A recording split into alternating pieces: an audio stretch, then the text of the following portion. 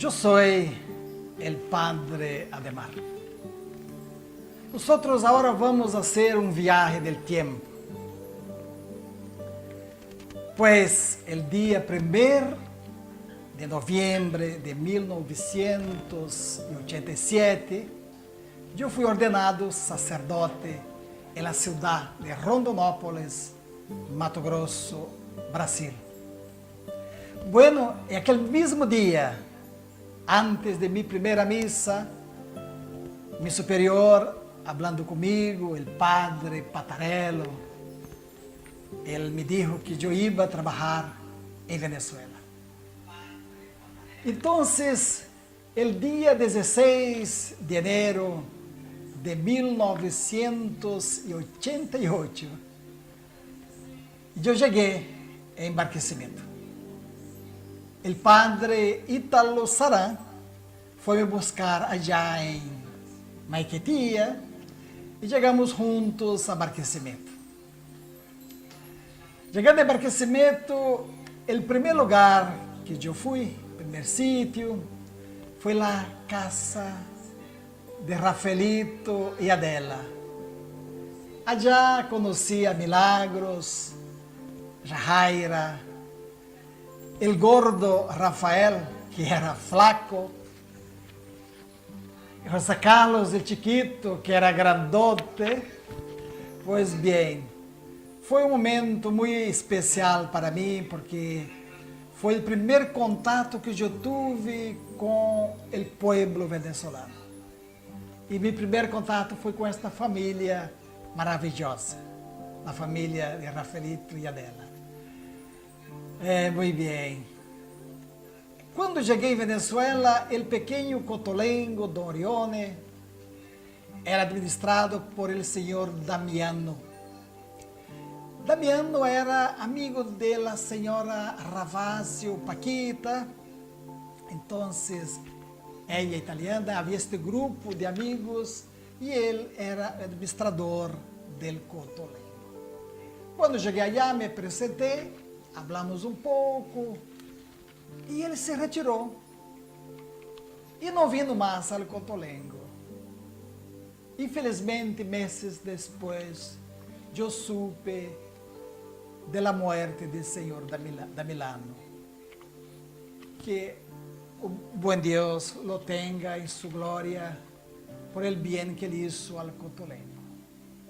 Entonces, empezando allí en el Cotolengo, me acuerdo que la comida venía de la ciudad de los muchachos. Y la plata para el personal, los obreros y otros gastos, otras despesas, nosotros conseguíamos con el Club de los 500. Era un club de personas de la colonia italiana que había el liderazgo de la señora Elda de Fior, la señora Mariuccia, Teresa Gobbo, Teresa Moro. Era este grupo que conducía el Club de los 500. ¿Y qué hacían ellos? Cada año ellos donaban 500 bolívares al Cotolengo.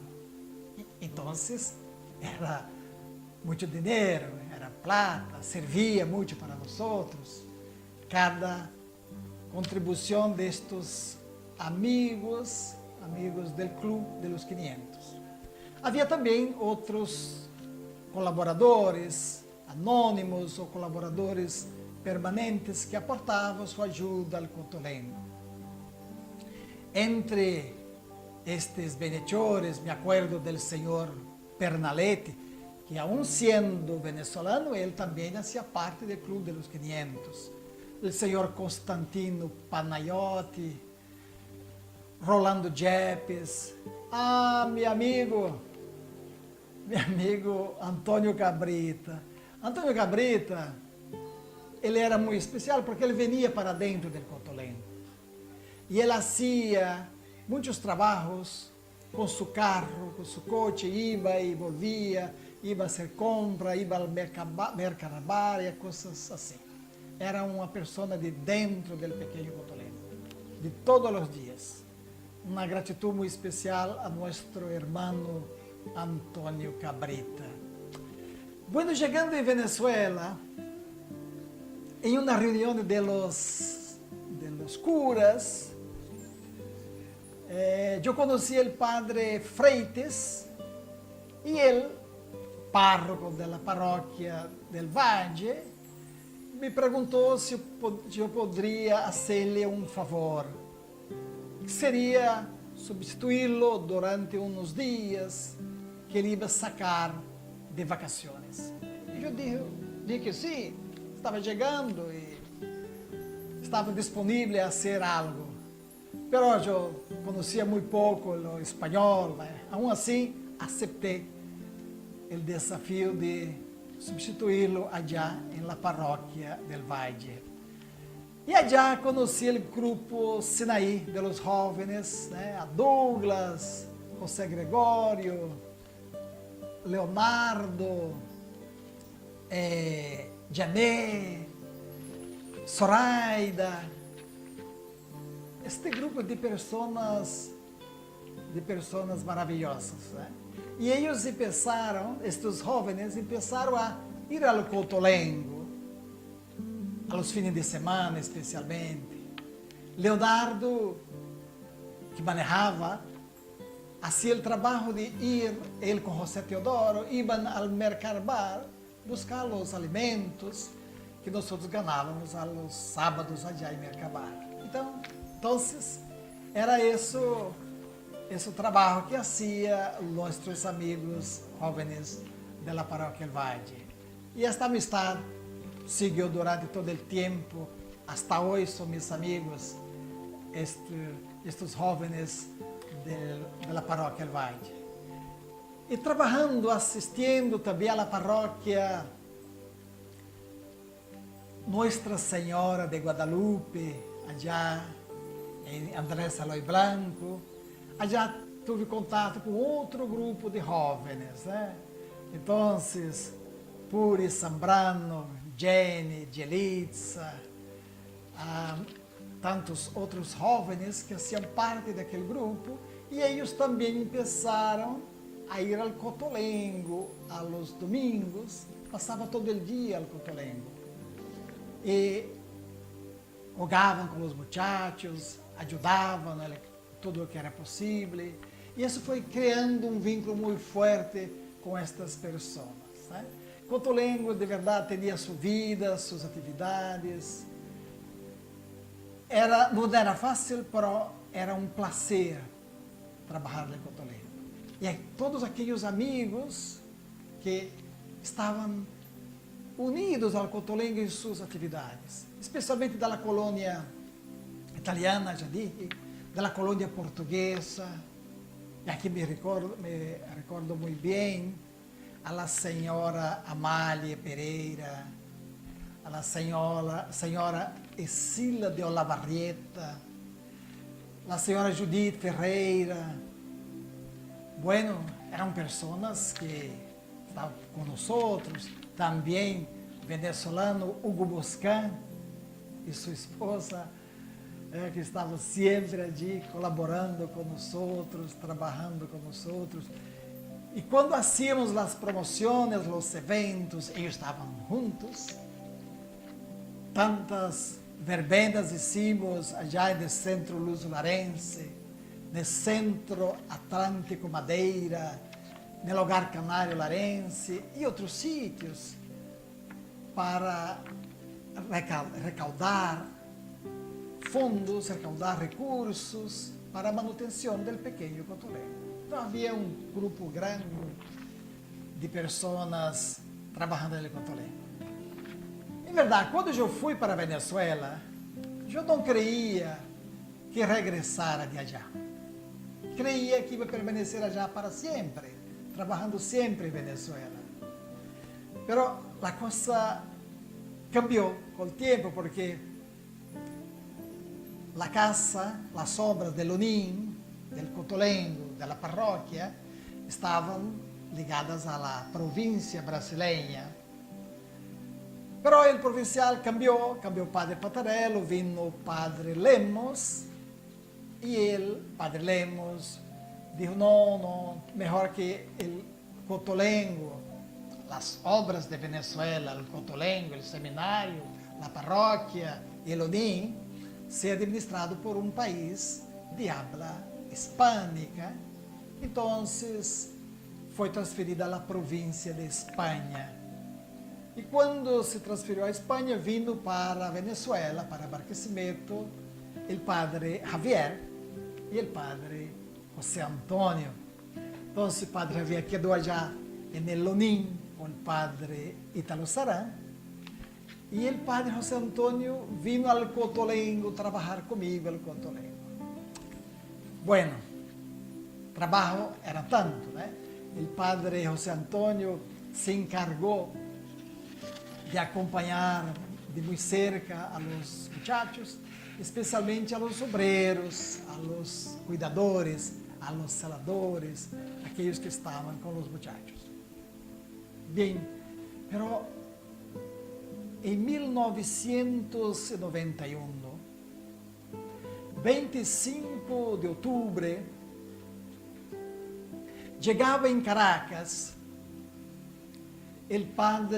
los padres José Maciero, que era el director general, y el padre Riva, que era el ecónomo.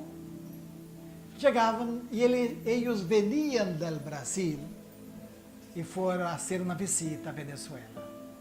Entonces, padre Ítalo Sarán fue a Maiquetía buscarlos al aeropuerto y fue consigo el gordo Rafael. Debían regresar de Caracas en la noche y llegar sábado en la madrugada, el día 26 de octubre, en Barquisimeto. Como yo dormía el Cotolengo, sábado por la mañana fui a Lonín. Y llegando allá, el garaje estaba vacío, no había carro en el garaje. Yo pregunté por allá si sabía noticias de Padrito y de los demás sacerdotes. Ellos no sabían nada. Bueno, como aquel día yo tenía que ir acompañando a Leonardo al Mercabar, de allá llamé algunas veces a Lonín para saber si habían llegado. Y decía, no llegaron. Hasta que un momento me llamó, creo que padre Javier me llamó, alguien de Lonín, diciendo que estaba ya un señor, un hombre que había venido de Caracas y estaba ofreciendo los servicios funerarios para los padres. Nosotros no sabíamos todavía o que havia passado. E esse senhor vino a Barquisimeto oferecer os serviços de esta funerária. Foi esse momento que supimos del acidente en el Tazón. Aí supimos, confirmamos a informação, era verdade. Os padres Ítalo Sarán, Giuseppe Maciero e Ángel Riva, sacerdotes orionistas, estavam muertos, e também nosso irmão querido, benhechor del Cotolengo, benhechor de la congregación, Rafael Villanueva, também estava morto. Foi um momento muito triste da nossa vida, da nossa estada em Venezuela. Bem, em aquele mesmo dia, el 26 de outubro, sábado, eu fui a Caracas. Chegando a Caracas, fui a la morgue e allá me pediram que fosse a hacer o reconhecimento de los cadáveres. Foi uma experiência triste. Hasta hoje sinto a emoção que vivi naquele momento. A emoção de dolor, de tristeza. ver nuestros hermanos allá fallecidos. Bem, aquele dia eu quedei em Caracas e dormi em uma casa religiosa de umas hermanas. E aquela noite chegou allá também Monsenhor Chirivedia. Ele venia de um viagem e chegou aquele dia em Caracas. E nós nos vimos em la noite, hablamos um pouco sobre o acontecido. E en la mañana eu contratei a funerária, aquela mesma que foi a Barquisimeto. Contratei para fazer os serviços funerários. Então, domingo por la manhã, no dia 27, fomos a Barquisimeto levando Padre Ítalo Saran e Rafael. Eu fui um dos carros que levava o corpo de Padre Ítalo. Um viagem triste. Quando chegamos próximo a Barquisimeto, por Veragacha, estavam já os coches ao lado da carretera, esperando por nós. E allí, quando passamos, se formou uma grande procissão. Essa procissão foi até a catedral, onde quedaram os corpos de nossos irmãos, e allí se celebrou a primeira missa com os corpos presentes dos irmãos Ítalo Saran e Rafael. Era domingo. Eu devia regressar a Caracas porque em Caracas quedaram os corpos do padre Ángel Riva e Giuseppe Maciero. E quando no dia seguinte, de carro, eu fui a Caracas,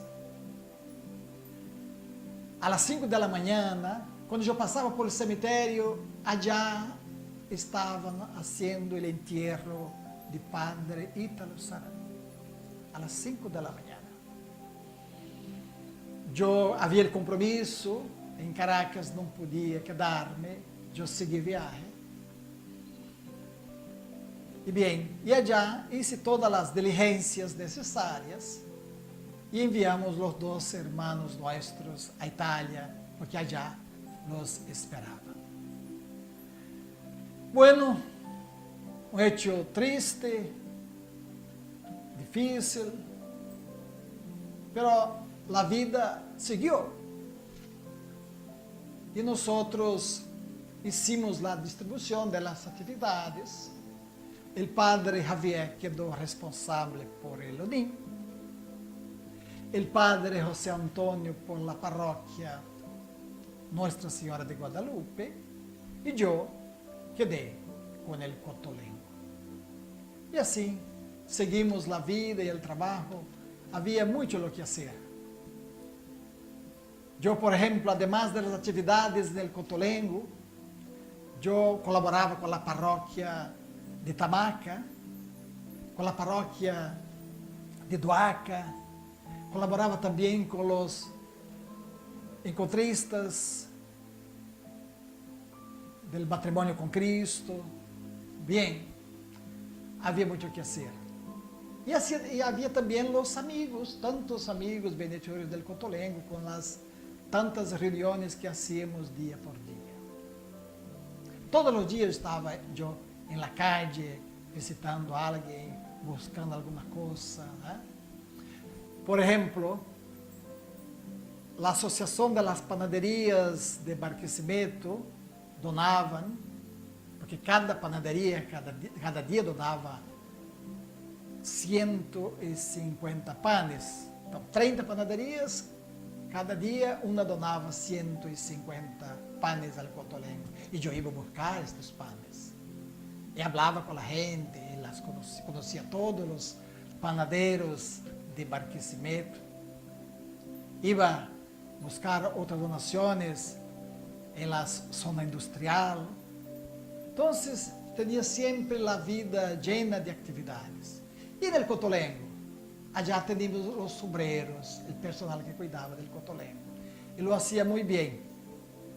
En la parte de la gerencia administrativa estaba la señora Puri Zambrano.